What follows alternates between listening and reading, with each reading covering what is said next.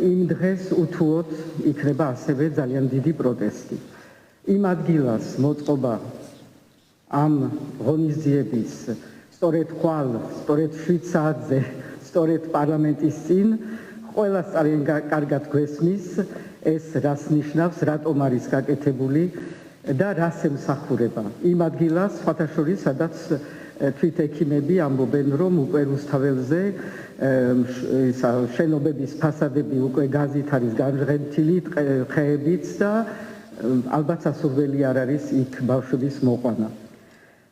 მოდის ბარბარობა, რომელიც ბევრად უფრო ბუნებრივი არის, გადაიტანოს და მე ვთავაზობ აქა ორბელიანის წინ, სადაც დააყენა თვითონ რაღაც ბარაკები და ვითომც ბავშვებისთვის სათამაშოები, აქ მოიყვანოს ბავშვები და ორბელიანების სასახლის წინ მოაწყოს ის ღონისძიება, რომელსაც აპირებდა პარლამენტის წინ.